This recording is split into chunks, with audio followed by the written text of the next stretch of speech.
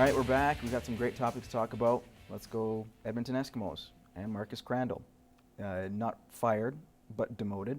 Coach Kavis Reed said yesterday that he's going to take over the offensive role. Now, Marcus Crandall and the offensive advisor, David Kelly, decided to say, you know what, we'll let him be in the front lines. We'll kind of stand back. That's according to Kavis Reed. What do you guys think of this move? Do you feel that Marcus Crandall's days are numbered in Edmonton? Well, something's got to happen. The Eskimos' offense is non-existent. They've tried everything. They've done the quarterback shuffle. It sounds like now Joseph's going to get the #1 nod now again at the age of 39. I think more than anything, I think the fans want to blame Eric Tillman for it because the quarterback they should have is in Toronto instead. So it can only be blamed on Crandall so much. But at the end result, though, somebody has to be the fall guy, and probably is going to be Marcus Crandall. Yeah, so you think Crandall didn't get a fair shake there? You know what? I mean, I think it's more just like Kavis Reed, like you mentioned earlier before the break. He wanted, a bit more power. I mean, the team's lost five straight. I mean, he's got to step up also and do something. But yeah, it kind of looks a bit like a demotion. I mean, he probably won't be back next year. Because he said he wasn't really fired, but I guess, would you blame Crandall for these offensive woes? Do you think it was play calling? Or, like you mentioned, it's personnel that's the issue? Well, it's a huge difference when you have, one of the best quarterbacks in the CFL during the offseason, and all of a sudden, when the season gets going, he's no longer part of your offense, which you centered your offense around for the last number of years.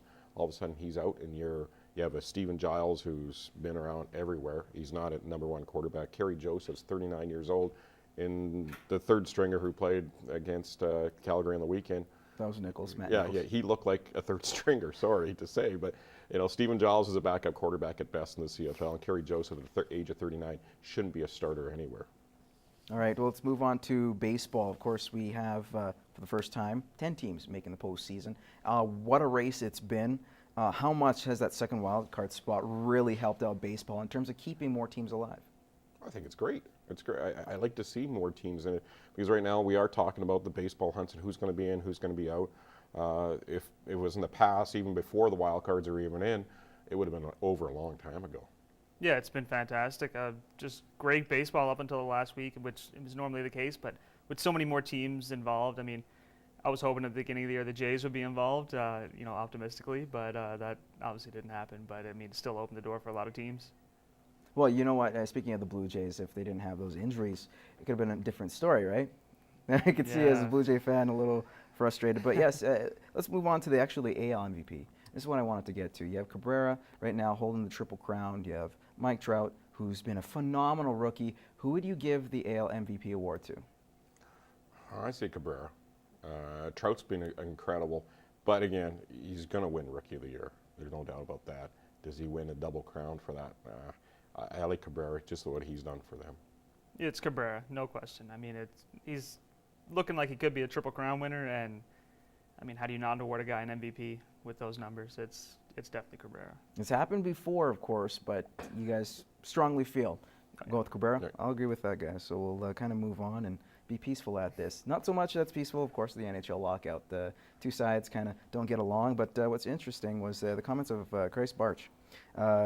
Chris Barch, it was pretty funny. In the article that was put out in the National Post, the reporter wasn't really happy about his comments. Specifically, he said he is no different than a truck driver, farmer, or line worker because he sacrifices his body for his job and wondered how he could support his growing family without a bi-weekly paycheck. Now, last time I checked, an assembly worker, a truck driver, or a farmer does not earn nearly $1 million a season, but I could be wrong. But I want a great union if you are. Yeah. well, no kidding. If you were there, you'd be definitely paying the unions. But your thoughts on the article? It wasn't smart. He said he had about 8 OV. He had a couple beer in him, but at least he was articulate enough to put it in 140 characters several times on a Twitter sheet. You have to at least be impressed by Barch's comments.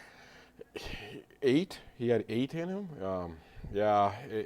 He does have a point, be it probably shouldn't have been doing an interview when he was having 8 in him. There's so much frustration for the players, so much right now that you have to realize not all these players are multi-millionaires. Not all these players have long careers or looking at 10 or 12 years. Some of these guys have a very short window, like we talked before, 3, 4, maybe 5 years, and all of a sudden they have to get on with life. So all of a sudden you're taking a year away from one of these players that has a very short career. Yeah, I can see the frustration setting in. Again, with Barch, he's not a superstar player that's making $9 million. Granted, you're still making about $850,000 a season. You can't complain. That's a pretty good chunk of change. But do you understand where at least he's coming from? May have went over the top, but well, of course. I mean, you have to look at. I mean, he's only going to be playing 4 or 5 years more if he's lucky. I mean, you talk about I guess the article you mentioned talks about these farmers, truck drivers. They're going to be doing that till they're 50, 60. Let's face it. I mean, Chris Barch has a couple playing years left, and he's got to take his money. He's got to do what he can. Wayne Gretzky said the season will start January 1. Do you guys see that happening earlier or later on? I see maybe a little bit earlier, but I think January 1 is a very important date for the NHL. It's very important down in the U.S. It's important to get on the NBC, get that national televised New Year's Eve classic on air. So I think January 1, yeah, I think it's a very important date for the NHL. I don't think people here in Canada realize how big that date is down in the States, because that's bigger than anything. Is Gretzky just too much of an optimist, or what do you think, Chris? It is an important date, but I really don't see either side budging. I mean, the last lockout, I hope for something like that, even half a season, and I'm just a miserable hockey fan now, and I have no hope whatsoever. All right, you know what? You're speaking to the choir. A lot of fans feel that way. In the meantime, we're going to take a quick commercial break. We'll have Over Under coming up.